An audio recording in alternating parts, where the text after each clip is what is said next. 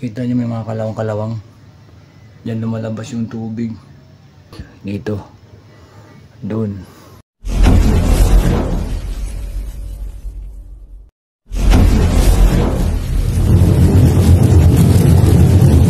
Alright mga butingting, good morning.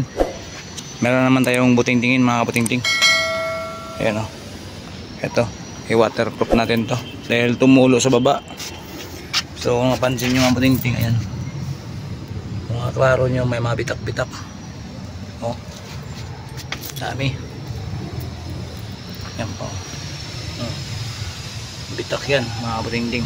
Ang ginamit ko nito mga butingting, siguro alam nyo na yan. Ayan, plexi at saka si Toro. Yun yung gamit ko na yan, pero tumagos pa rin. So ngayon mayroon tayong bago mga kaputingting. Ito ang ating kasama ngayon. Ito to, si Dabco Kitten Premium. Yan po yung ating gagamitin ngayon mga kaputingting. Marami nagsabi na maganda daw to. So water based siya, hybrid polyurethane waterproofing. So yun ang kagandahan ng mga kaputingting kasi polyurethane siya, so matibay siya. Hindi siya katulad ng ibang mga waterproof na mahina sa init.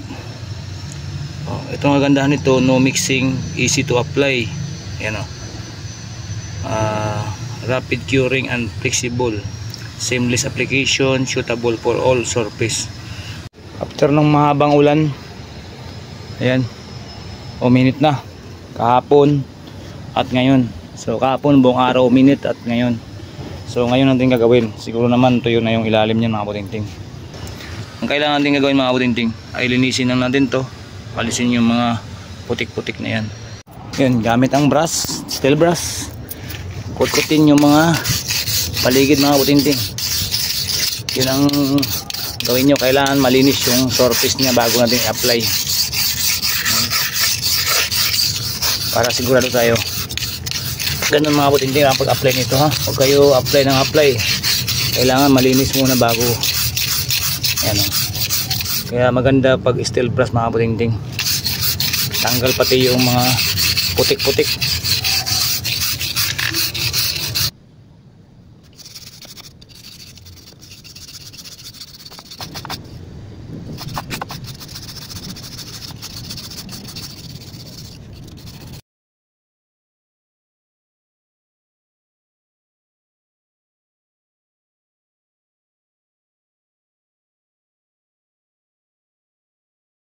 Malinis na ang ating surface mga butingting. Ayan. Ito pala siya, gawa sa Sika. Ayan o, Sika. So ang kailangan mo, roller at saka yung brush. Tapos mayroon kayong ganito. Kahit anong gagamitin nyo na container na empty para dun sa ating pagugulungan ng ating roller. Ito mga butingting, 4 na liter siya ang laman. Tapos nabibili ko lang to dyan sa Soke kong hardware. 1 to po ito ang isang 4 na litro. 1 to.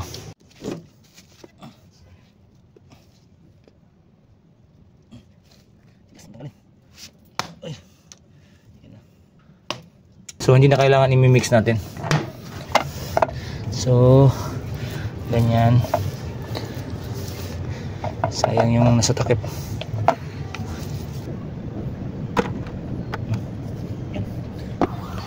Butingting, meron ako nilagay.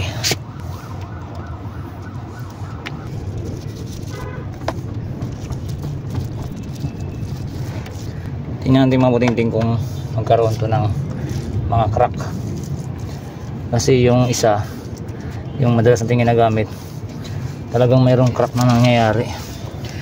Mapansin nyo naman oh, bitak-bitak oh. Si power at saka si Plexi at saka si Toro, yun yung mga ginagamit niya madalas. So ito, subukan natin to kung anong bangis nitong ano to. So kailangan ko lagyan tong pader, kailangan malagyan natin to para sureball talaga, kasi ang tubig mga kabutingting kahit saan talaga yan pumapasok yan.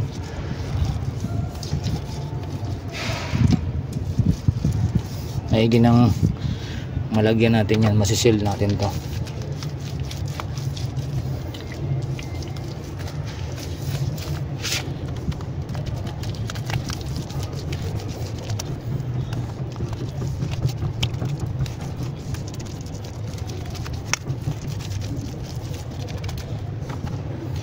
Unahin natin yung mga gilid niya. Maganda nga siguro to. Na ano siya oh. Nasukoplos talaga niya yung mga butas. Sana nga.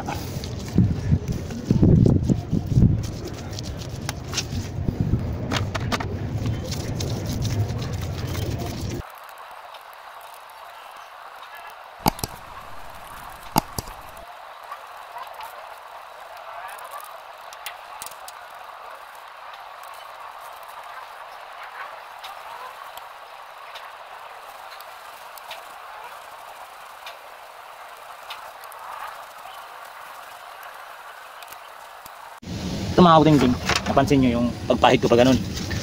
Yan, pa ganun. Pagkatapos kong ganunin, pa-cross naman. Yan, para yung mga butas niya talagang masisild.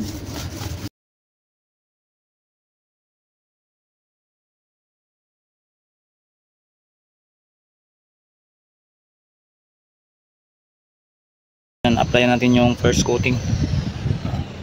Yan yung area na nilagyan natin. So dito banda, tinaas ko na. First coating pa na ito mga kabutingting. So antayin natin matuyo. Sana nga matuyo. Dahil dumili na naman. Ayan o. Mag-apply na tayo mga kabutingting ng pangalawang coat.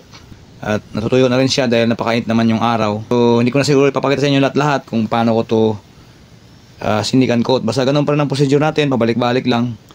So basta siguraduhin lang natin na makapal yung ating pag-apply dun sa second coat. Makikita naman natin yung part na medyo manipis siya.